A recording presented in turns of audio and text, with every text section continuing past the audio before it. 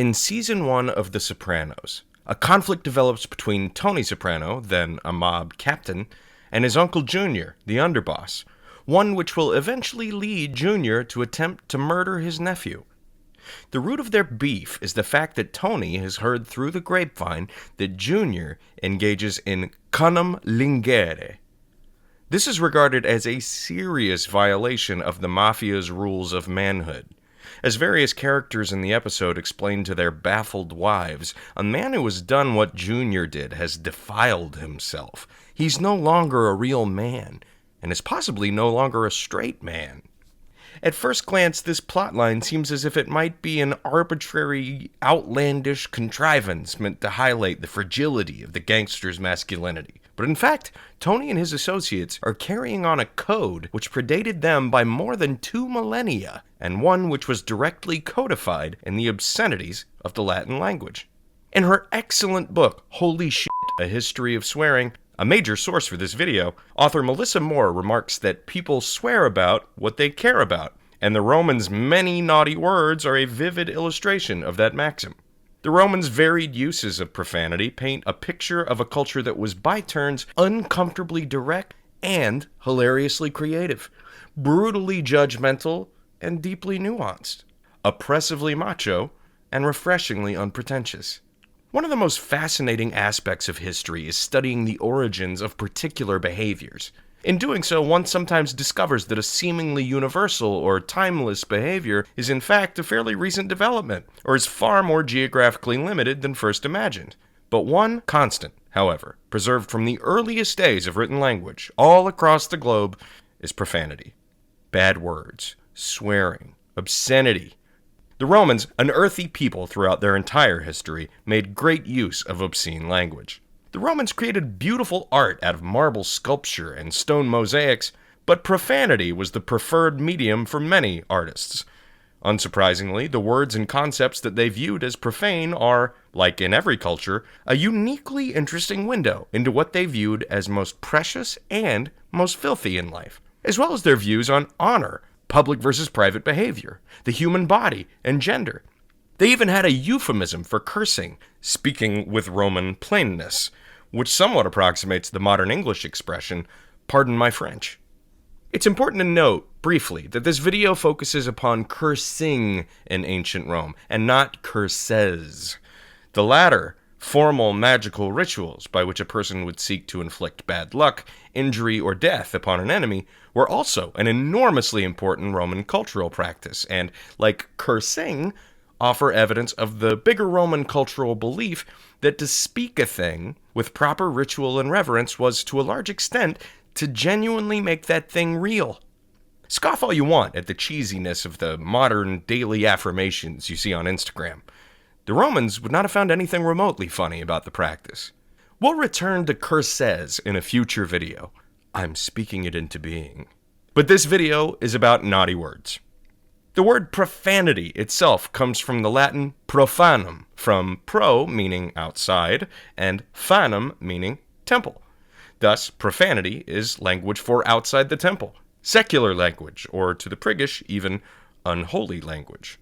Cursing was common throughout Roman history, and it can be found across a wide range of the writing that has survived to modern times. From the work of some of their most esteemed poets like Martial and Catullus, the latter of whom can be so vulgar that it's shocking even today, to scribbled graffiti preserved for more than 1,000 years under blankets of ash at Pompeii, much of which reads like a modern Facebook feed, and some of which reads more like 4chan.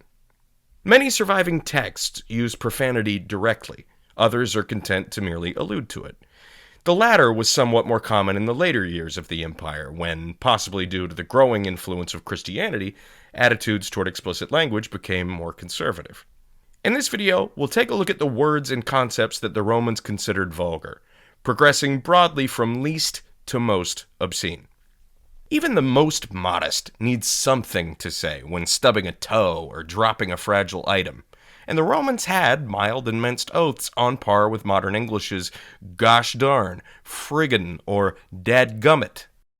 O appella and O zeuxis, by Apollo and by Zeus, respectively, lent a greater seriousness to a pronouncement by directly invoking the gods. but did so using their original, foreign, Greek names, which seems to have had a dampening effect upon the blasphemy they contained. Even safer, Mehercule, by Hercules, accomplished a similar effect without any danger of affronting the Olympian gods. Beyond these mildest of exclamations, Latin offered a wide range of oaths and insults that were considered rude, but not properly obscene. The word scellus translates roughly to crime or violation, and could be shouted without undue scandal at any person doing wrong. The derivative scelerose, outrageous, is stronger, while scelerum caput, meaning literally head of crimes, or more loosely, crime of all crimes, was reserved for truly unforgivable behavior. Similarly, the term obscenitas could be used to refer to anything that was foul, repulsive, or impure. All obscenitas was considered incompatible with religious rites. Stulte, idiot, could be used on enemies and close friends alike, with stultissima, biggest idiot, saved for the blitheringly stupid. Similar were fatue, fool, and buco, closely related to the word for mouth, meaning windbag or big mouth. Ora putire, literally disgusting mouth, had nothing to do with foul language. Rather, it was reserved for those with especially bad breath. Unlike modern English, serious Roman profanity is rarely toilet adjacent. Shit and piss derive much of their power from the fact that to modern people, these acts are intensely private. But aside from the ultra-wealthy, who could afford to build private outhouses, the Romans had no such luxury. To relieve themselves, city-dwelling Romans typically relied upon a chamber pot within the home, which was not given its own room, or more often, public toilets. The latter were nothing like modern restrooms. A Roman public bathroom usually consisted of one or more long benches made from wood or stone with round holes cut out at intervals of approximately every 2.5 feet. There were no partitions between holes. Though Romans' loose, draped tunics and togas offered some barrier, the expectation was simply that one would be seen while doing one's business. Nonetheless, they had impolite words for these things, though none of them are among the true heavy hitters of Roman dirty words. The noun merda was the most vulgar of its kind, equivalent to shit, and it is a clear and direct source for the same word in many modern Romance languages. The verb cacare was less rude still, similar in meaning and severity to poop. Mingo, comparable to piss, was not considered vulgar at all, nor was pedo, fart, though one was expected to not engage indiscriminately in the act itself. Culus was an uncouth way to refer to someone's bottom, another word that still has direct descendants in use in Spanish and Italian.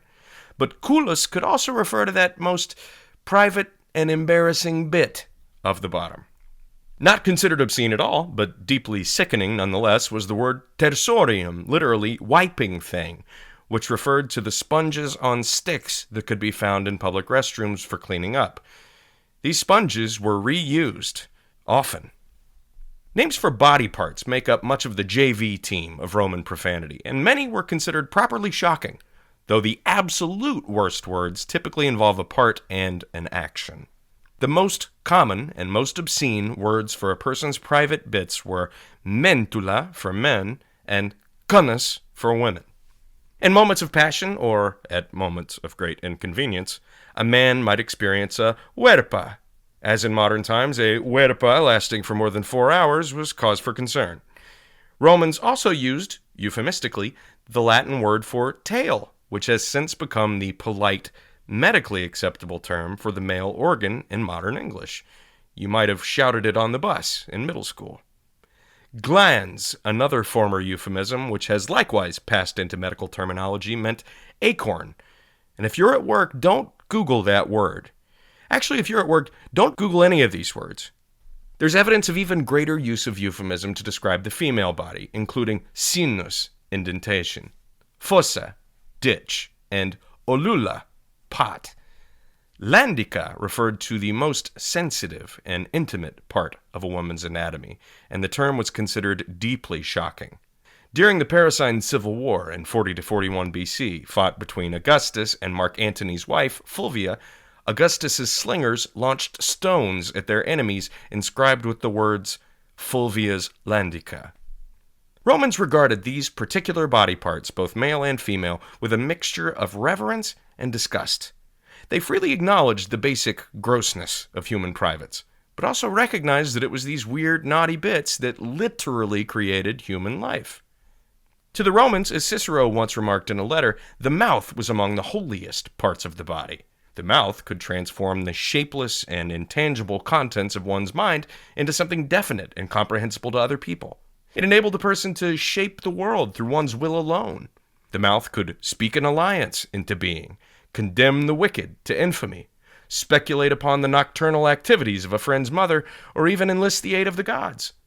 One's mouth and one's voice were, to a large extent, synonymous with one's power. Thus, some of the absolute worst insults a Roman could deliver, the ones that most savagely assailed another's character and were probably most likely to result in a fistfight after a few cups of spiced wine, related to what a person allegedly did with their mouth. It was regarded as the height of degeneracy to put one's holiest organ, and to some extent, the source of one's identity, on another person's nether parts. The verb felare was originally a fairly innocent word meaning to suck, but by the late Republic it had come to denote a very particular version of that action, one which, if performed willingly, forever degraded the fellator or fellatrix. The verb phrase canum lingere is composed of the aforementioned obscene word for the female organ plus the word for tongue, and the Romans regarded the act it describes as unspeakably vile. A person who had voluntarily submitted to the indignity of the deed was regarded as sullied for life, particularly if the performer was a man. A vir, a man who'd used his mouth for such a purpose, had surrendered the dominant role to a femina, and thus was no man at all. Such a man had, by Roman cultural logic, allowed his mouth to be tainted, and thus his mouth and his word were forever impure and unworthy of trust. This was all a very big deal, and as such made for a hot piece of gossip. Graffiti found in Pompeii proclaims that Jucundus canum lingit rusticae, suggesting that Jucundus was closely familiar with rustica, and Chorus canum lingit. Chorus, too, was a practitioner, albeit apparently a freelancer. Yet another graffito admonished, Theophilus, don't perform oral sex on girls against the city wall like a dog. Theophilus evidently did not let the prevailing cultural mores get in the way of a good time. This understanding that a man should be dominant, doing things to people for his own pleasure, informs a wide swathe of the Romans' most profane terms. The term futuere was the Romans' version of the F word, exactly analogous to our modern one. The English dictionary author John Ryder charmingly defined the term in 1626 as the act of generation. But it was understood to be something that only a man could do. A man who did was a futator. These words were common in casual speech, and like modern times, could even be used to express admiration, as in the Pompeii graffito, wherein an anonymous scribbler wrote, Fortunate animula dulcis, per fututor, scribit qui novit. Fortunatus, you sweet soul, you absolute written by one who knows. Likewise, only a man could pedicare, engage in what the British call buggery. One who did was known as a pedico. It was not perceived as unmasculine to engage in this activity with women or men, so long as, like always, one was the active partner rather than the passive one. To assume the passive role was to risk being called a katamitus, a lover boy in the most literal sense, or a kinaidus, which originally meant, literally, Eastern dancer, but soon took on the connotation of an effeminate male, loosely comparable to pansy. Still more repugnant was the verb irumare, a word for which the only approximate equivalent is face f***. Irumare was not the same as felare. While the latter connoted a consensual encounter, the former carried the explicit understanding of an act forced upon another person to degrade them by rendering them helpless and passive. The word is perhaps most famously featured in Catullus's 16th poem, which he wrote in response to critics who claimed that his love poetry was unmanly. Wasting no time at all, Catullus opened the poem with the lines, Pedicabo vos et iromabo aureli patice et cinaede fure. which can be translated to, I will suck eyes and face you, bottom Aurelius and furious. The poem is considered so vulgar that when it was read on air in an NPR segment in 2009, the profanities were bleeped out in the original Latin. 2,000 years later, Catullus still warrants a parental advisory. This video is extremely fun to write, and we hope you found it both entertaining and informative. Though the Republic and the Empire have long since fallen, and the Latin language is effectively dead, the words and attitudes that they begot have influenced countless subsequent cultures and civilizations in and beyond Europe. As Tony Soprano once said to a rival who questioned what had become of the ancient Romans, "You're looking at him, asshole." Hi, Gaius here. Thanks for being part of our efforts to shed light on the more obscure topics related to the fascinating world of the ancient Romans. If you enjoyed Titus's work here, please do us a favor by liking and subscribing. Gratias vobis ago.